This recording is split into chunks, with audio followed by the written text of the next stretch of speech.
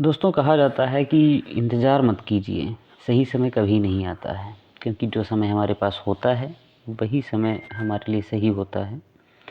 दोस्तों, आप सभी का स्वागत है यूट्यूब चैनल अभिज्ञान क्लासेस पर। और एक बार फिर से मैं आप सभी के सामने सामान्य हिंदी के जो 25 क्वेश्चन पूछे जाते हैं उससे जुड़े सिलेबस का एक वीडियो फिर से आप सभी के सामने लेकर हाजिर हूँ। दोस्तों, आज इस वीडियो में मैं आपसे जो प्रकरण है वो है विपरीतार्थी शब्द, विलोम शब्द हैं हिंदी के, वो मैं आप सबके सामने साझा करना चाहता हूँ और उम्मीद करता हूँ कि आप सभी वीडियो को अंत तक ज़रूर देखेंगे और चैनल को अपना सपोर्ट करते रहेंगे। साथियों, विपरीतार्थी शब्द कौन से होते हैं? ऐसे शब्द मतलब जो भी हिंदी में शब्द होते हैं, अगर हम उनका कोई उल्टा शब्द ढूंढते हैं, उनका जो उल्टा हम देखते हैं, जैसे अगर धरती है तो धरती का आकाश हो जाता है, आसमान हो जाता है। तो एक किसी शब्द का उल्टा शब्द, उसको क्या कहा जाता है? विलोम शब्द कहा जाता है। उसको विपरीतार्थी शब्द भी कहते हैं। दोस्तों, इलाहाबाद हाई कोर्ट 2022 की जो भर्ती है उसमें 25 क्वेश्चंस पूछे जाते हैं हिंदी से, और मैंने अपने इस चैनल के माध्यम से कोशिश की है कि आप सभी को हिंदी का कोर्स धीरे धीरे, जो मैंने अभी वीडियोस डाले हैं उनमें मैंने बहुत निचोड़ करके आप सभी के सामने प्रश्न रखे हुए हैं, और आगे भी यही कोशिश करता रहूँगा कि आपका जो हिंदी का पोर्शन होता है वो बहुत ही अच्छा गुजरे, बहुत अच्छे मार्क्स आप गेन करें उनमें और अंतिम चयन पा सकें इस भर्ती में। दोस्तों, चलिए शुरू करते हैं वीडियो को। दोस्तों, पहला जो शब्द है भिज्ञ। तो पहला शब्द है भिज्ञ और इसका जो विलोम है वो क्या है? अभिज्ञ। भिज्ञ होता है जानने वाला, जो जानता है, कोई भी चीज़ हो सकता है, ज्ञान रखने वाला हम कह सकते हैं। और अभिज्ञ न जानने वाला। अभिज्ञ का मतलब क्या होता है? न जानने वाला। तो भिज्ञ का विलोम क्या हो गया? अभिज्ञ। फिर दोस्तों, अगले एक और शब्द आगे लिखा हुआ है उत्कृष्ट। उत्कृष्ट मतलब जो सर्वोत्तम होता है, जो सबसे अच्छा होता है, और मतलब सबसे ऊपर का भी कह सकते हैं उसको हम। तो उत्कृष्ट जो बहुत ही अच्छा, निकृष्ट निम्न स्तर का होता है, तो ये इसका विलोम हो गया। उत्कृष्ट का विलोम क्या हो जाएगा? निकृष्ट हो जाएगा।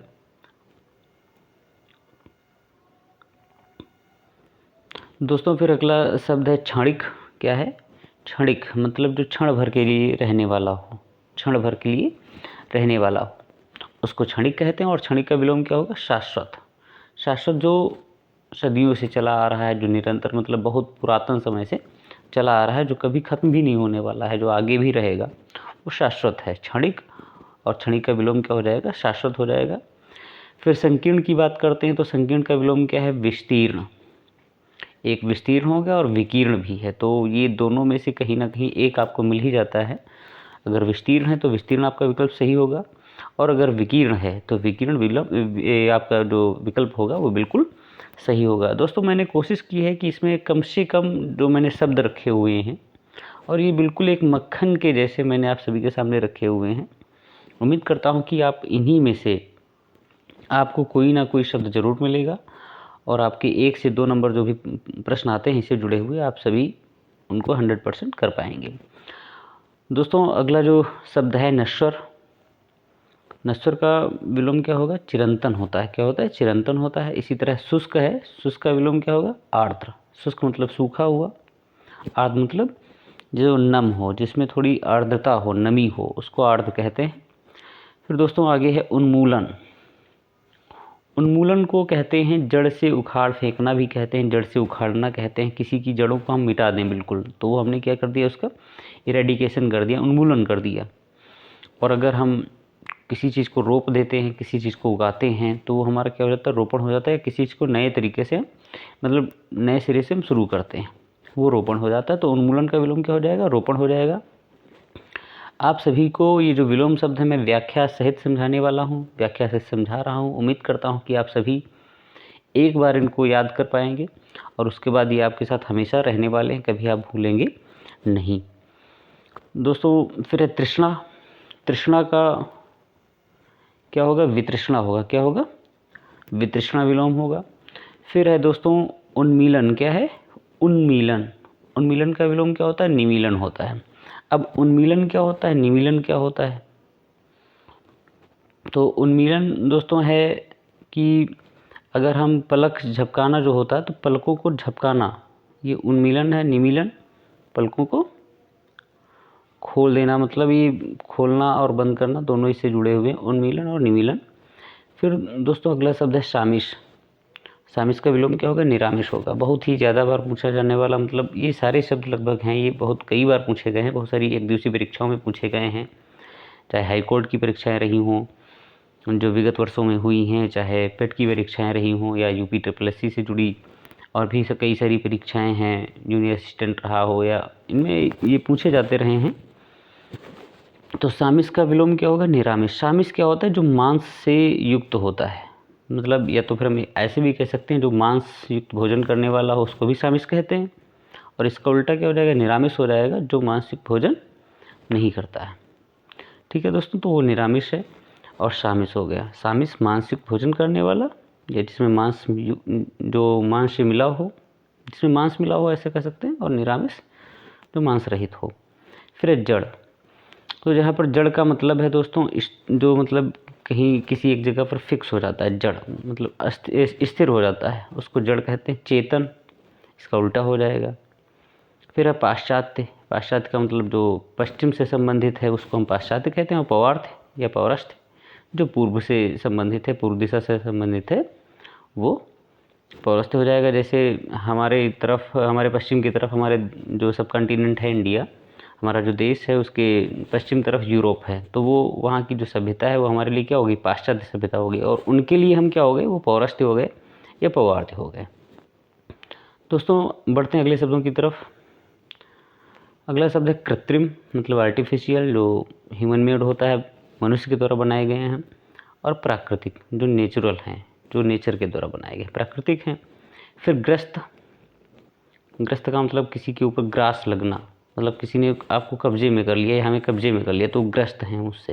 कहते हैं हम उस बीमारी से ग्रस्त हो गए, कि वह पोलियो से ग्रस्त है, वह चेचक से ग्रस्त है, तो ये ग्रस्त हो गया। और मुक्त होना, इसका विलोम हो जाता है कि हमें, मतलब हमें कोई बीमारी नहीं, हम उस बीमारी से मुक्त हो गए।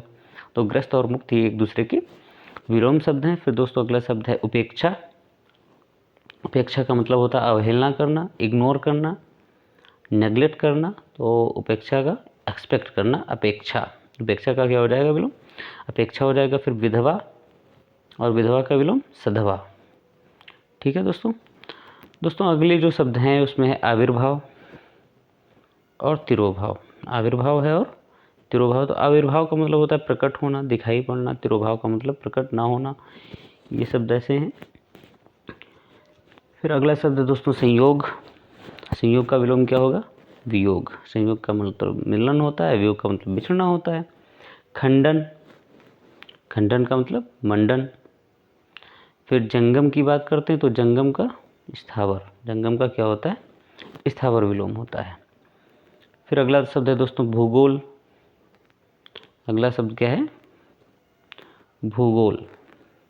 भूगोल का विलोम क्या होगा? खगोल। भूगोल को अगर हम उसको विग्रह करके देखते हैं तो भूगोल पृथ्वी के बारे में जो विषय बात करता है, या पृथ्वी के विषय में जिसमें हम अध्ययन करते हैं, वो भूगोल हो गया। पृथ्वी की संरचना हो गई, पृथ्वी पर कौन कौन सी चीज़ें हैं, पहाड़, नदियाँ, इन सभी का अध्ययन हम जिसमें करते हैं वो भूगोल हो गया। पृथ्वी का अध्ययन करने की जो विषय हो गया भूगोल हो गया। खगोल, ख का मतलब क्या होता है? आकाश।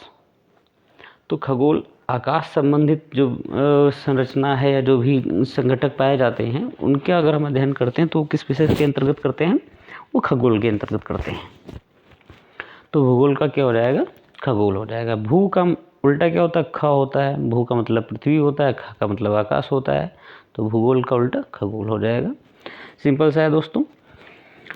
अगला जो शब्द है वो है स्वार्थ। स्वार्थ का एक विलोम होता है निस्वार्थ।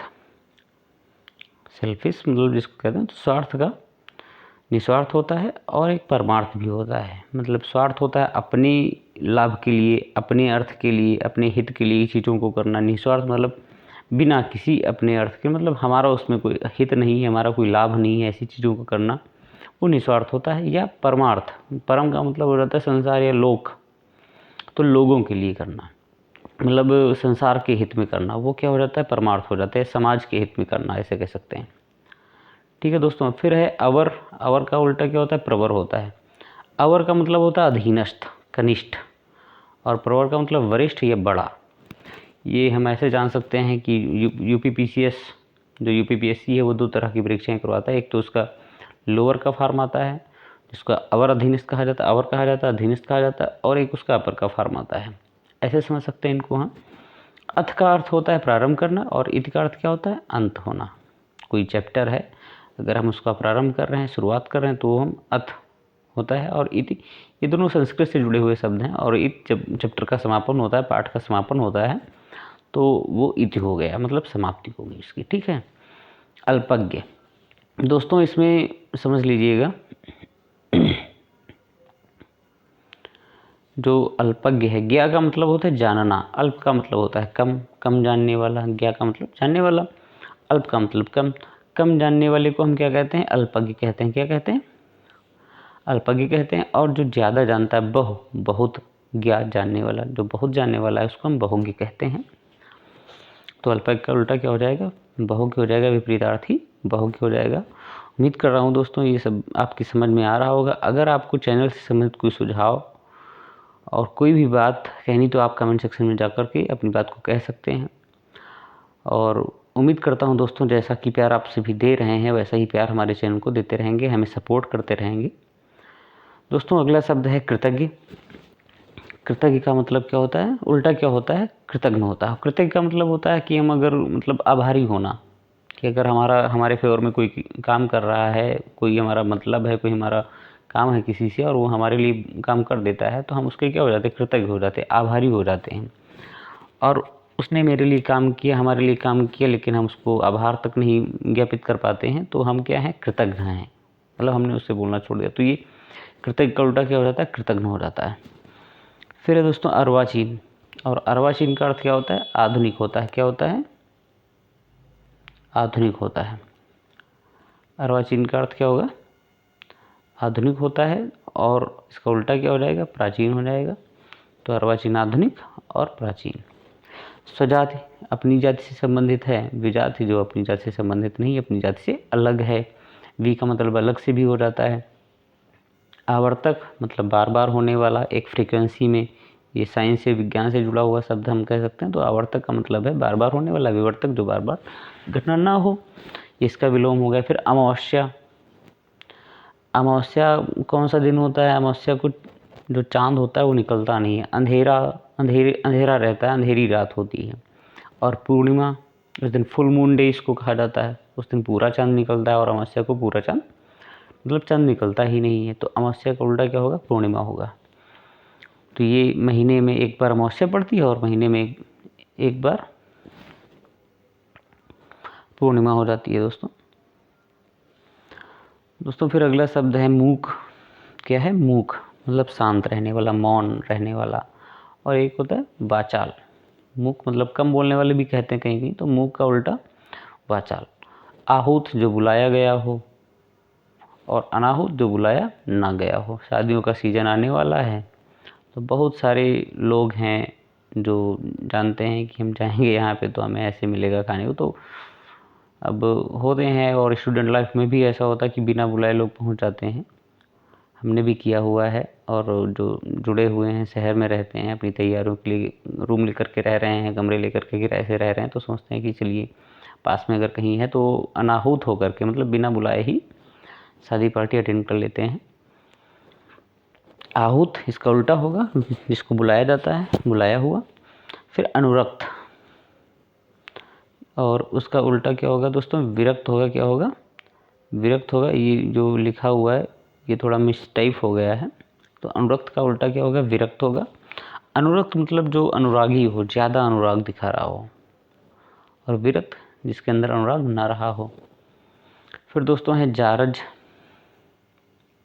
क्या है? जारज। जारज का उल्टा क्या होगा? औरस। और जारज का अर्थ क्या होता है? एक शब्द होता है जार। जार का अर्थ होता है पर स्त्री से प्रेम करने वाला। जार का अर्थ क्या होता है? पर स्त्री से प्रेम करने वाला, अर्थात दूसरी स्त्री से प्रेम करने वाला। एक व्यक्ति जो शादीशुदा है लेकिन वो दूसरी स्त्री से प्रेम करता है तो वो है जार। और जार से पैदा हुआ, जा का मतलब पैदा हुआ, जन्म लेने वाला। तो जो पर स्त्री से पैदा हुआ जो बच्चा होता है, जो संतान होती है, उसको जारज कहते हैं।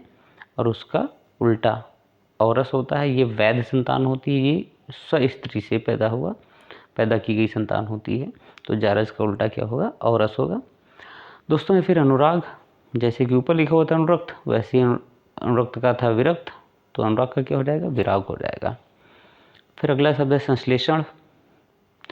सिंथेसिस कहा जाता है, चीज़ों को एक में मिला करके कहना या मिला करके अध्ययन करना। तो उसका उल्टा क्या होता है? विश्लेषण। क्या होता है? विश्लेषण उल्टा होता है। आलोक, आलोक का मतलब होता है प्रकाश, और प्रकाश का उल्टा अंधकार होता है, जिसको हम तिमिर भी कहते हैं। अंतरंग का उल्टा क्या है? बहिरंग। क्या है? बहिरंग है। फिर है दोस्तों कीर्ति। कीर्ति यश जिसको कहते हैं, तो कीर्ति का अपकीर्ति होता है। अगर यश होता है तो इसका अपयश हो जाता है। जागृत जो जागा हुआ है, सुसुप्त जो निष्क्रिय है, सोया हुआ है। सक्रिय, निष्क्रिय, जागृत, सुसुप्त ये एक जैसे हैं। रोगी का निरोगी होता है। आभ्यंतर का वाह्य होता है, ये अंदर से संबंधित है, तो वाह्य बाहर से संबंधित होता है। दोस्तों फिर बढ़ते हैं अगले शब्दों की तरफ। तो उसमें सबसे पहला जो शब्द है वो है शुक्ल।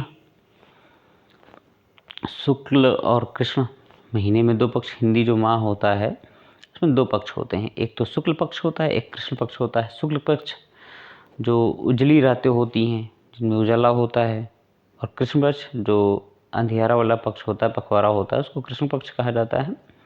फिर दोस्तों उच्छ्वास और निश्वास, ये विज्ञान से जुड़े हुए शब्द हैं। उच्छ्वास का उल्टा निश्वास है। श्याम, श्याम मतलब काले वर्ण का होता है। श्वेत उजले वर्ण का हो गया, रंग का हो गया। उपत्यका का उल्टा होता है अधित्यका, ये पहाड़ से संबंधित है, पहाड़ की भूमि से संबंधित है। उपत्यका का उल्टा अधित्यका है। प्रस्थान, तो प्रस्थान का उल्टा क्या होगा दोस्तों? प्रस्थान का उल्टा है आगमन। डिपार्चर और अराइवल। आचार, अनाचार, हिंदी के साथ साथ आपको अंग्रेजी भी मिल रही है। तो प्रस्थान का आगमन। अमृत, अमृत का होता है विष। अधूरा का उल्टा पूरा। ये सब तो साधारण से हैं, आपने पढ़े भी होंगे अगर आप अच्छी तैयारी कर रहे हैं। फिर दोस्तों है निर्भीक। क्या है? निर्भीक मतलब जो डरता ना हो, जिससे डर ना लगता हो।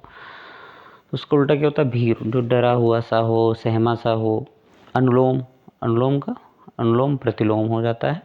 हार, जीत, घृणा, प्रेम, ये सारे शब्द हैं। निंदा, निंदा का उल्टा क्या होगा? प्रशंसा करना, किसी की बुराई करना, किसी की प्रशंसा करना, उसका उल्टा हो गया। स्तुति करना भी इसका विलोम होगा। अगर मान लीजिए कहीं पर अब ये क्वेश्चन पूछा जाता है और इस विकल्प में आपको प्रशंसा की जगह स्तुति लिखा हुआ, तो स्तुति भी आपका सही होगा। तो इसलिए दोस्तों घबराना नहीं है, और निंदा का विलोम हम स्तुति भी कर सकते हैं। इसी तरह दोस्तों अमीर का उल्टा क्या होता है? गरीब होता है। और हम देखते हैं निंद, जैसे निंदा है तो निंदा से ही बना हुआ एक वर्ड है निंद, और निंद का उल्टा क्या होगा? अनिंद्य होगा। जिसकी हम निंदा नहीं करते हैं वो अनिंद्य होगा, या प्रशंसनीय भी कह सकते हैं, या प्रशंसा योग्य जिसको कहा जाता है। और स्तुत्य, जो स्तुति करने योग्य हो, ये इसके विलोम शब्द हैं। फिर उद्धत, ये थोड़ा लिखावट टाइपिंग की वजह से ऐसी है। उद्धत का उल्टा क्या होता है? उद्धत मतलब एक तुरंत बोल देने वाला या झगड़ा करने पर उतारू, उद्धत है वो। तो उद्धत ऐसे व्यक्तियों को कहा जाता है, ऐसे गुण वाले व्यक्तियों को कहा जाता है। तो उद्धत का उल्टा क्या होता है? सौम्य होता है, जो बहुत ही अपने विचारों से, अपने स्वभाव से क्या होते हैं? सौम्य होते हैं, विनम्र होते हैं, विनीत होते हैं, उनको सौम्य कहा जाता है। और उद्धत उग्र जैसा व्यवहार होता है उनका, मतलब अगर छोटी सी भी बात हो जाए तो वो तुरंत मारने को दौड़ पड़े। मित्र का उल्टा शत्रु होता है। अनुकूल का उल्टा प्रतिकूल होता है। अभिशाप, वरदान। ह्रास का उल्टा वृद्धि। ह्रास का मतलब होता है नुकसान, कम होना, और वृद्धि ज़्यादा हो जाना, बढ़ जाना चीज़ों का। तो दोस्तों अगला जो शब्द है वो है अनुज। क्या है? वो है अनुज। तो अनुज, माफ़ कीजिए दोस्तों, अनुज जो है, अनुज का उल्टा क्या होगा? अग्रज होगा। अनुज छोटे भाई को कहते हैं, अग्रज किसे कहते हैं? बड़े भाई को कहते हैं। ठीक है दोस्तों।